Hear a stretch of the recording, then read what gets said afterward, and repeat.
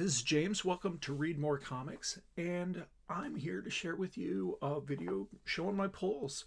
This past Wednesday, I happened to be able to hit my comic book shop on New Comic Book Day.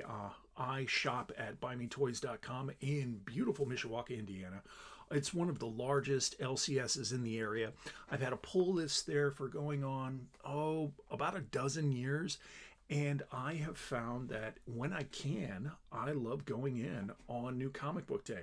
Last week was a day that I was able to do that. So I'm going to share you. This is a modest pile of books, and I'm hoping you enjoy what you see.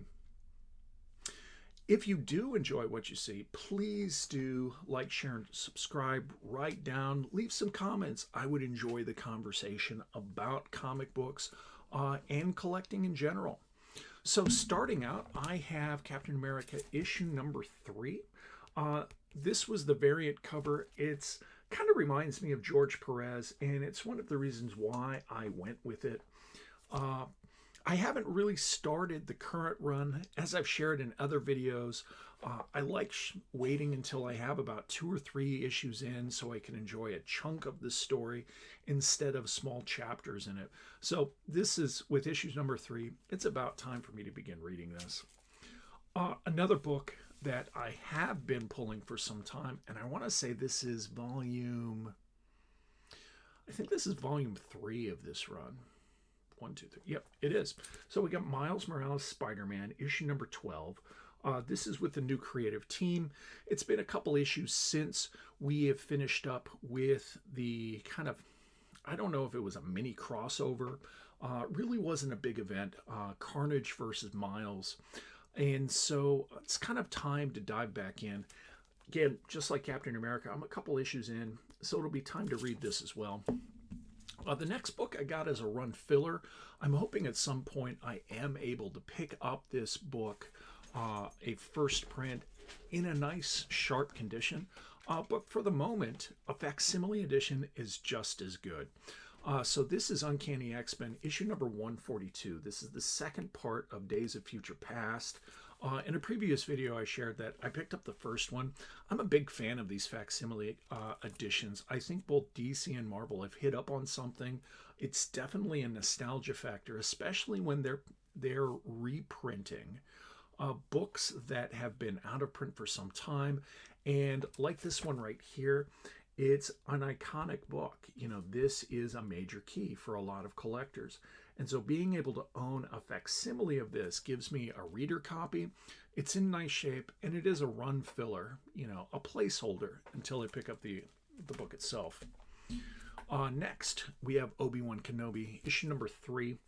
Is this the variant edition? No, this is the A cover. So if you watch the Disney Plus series, this is getting to the point where with the first showdown between Obi-Wan Kenobi and Darth Vader, doesn't go too well. Sorry for the spoiler if you watch a show that came out months ago. Anyway, it doesn't go too well for Obi-Wan, at least in this first showdown. With issue number 3, it's about time that I read that as well.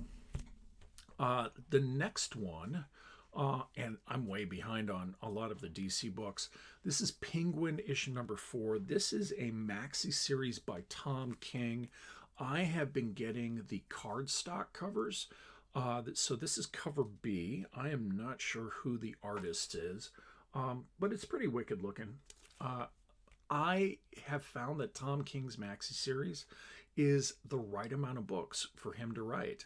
More than 12, like I've mentioned in prior videos with his Batman run, it can get a little off focus, but 12 books or a mini series of 6 books is perfect for him. It allows for him to have some flexibility in the story. He can go deep. He is an amazing writer. I'd put him easily in my top 5. But it requires him to be disciplined. So we got issue number 4 right here. It's about time to read this as well. We have Batman Beyond Neo-Gothic. This is issue number 5. I'm pretty caught up with this book. This has been a fun read. I'm a big fan of Batman Beyond. And while I haven't been collecting some of the prior runs in New 52 or early in DC Rebirth. I did start with, it was Batman Beyond Neo City, I believe it was. And because it was a maxi series, it was something that was approachable to me. It was a nice on ramp. I began with that, and we have the same creative team with Lanzig and Kelly on the writing, and I think the art. I pulled the B covers because I think DC kills it with the cardstock.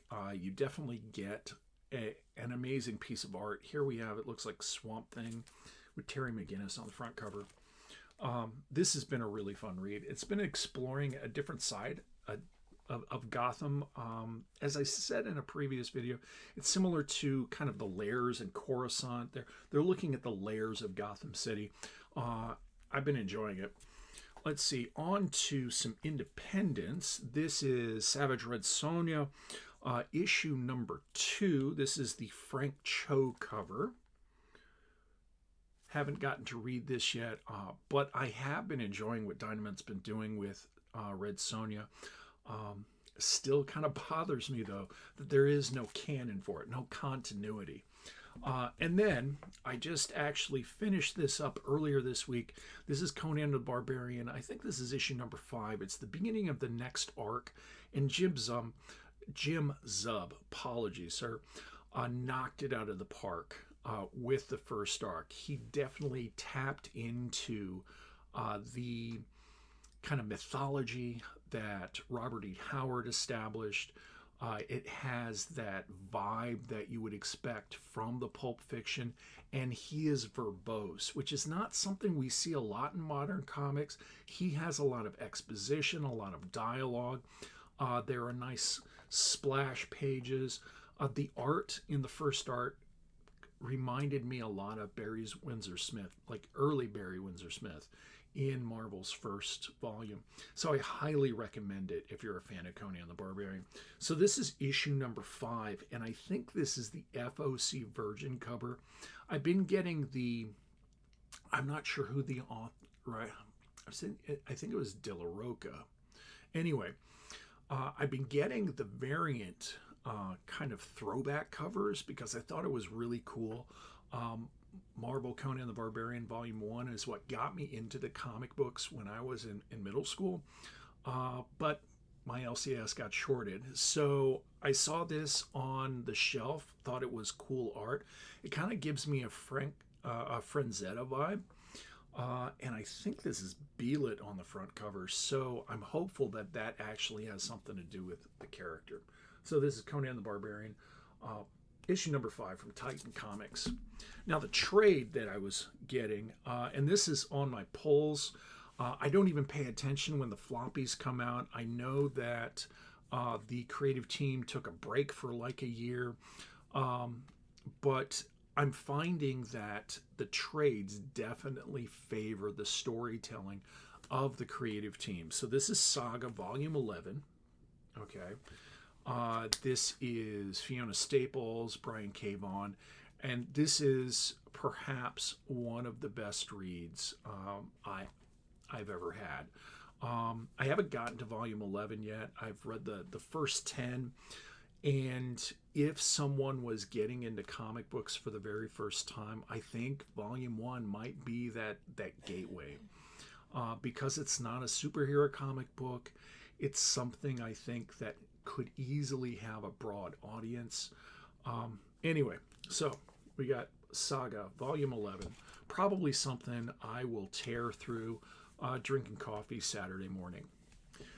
So there you have it. I hope that you saw something you enjoyed. Again, if you did, please like, share, and subscribe.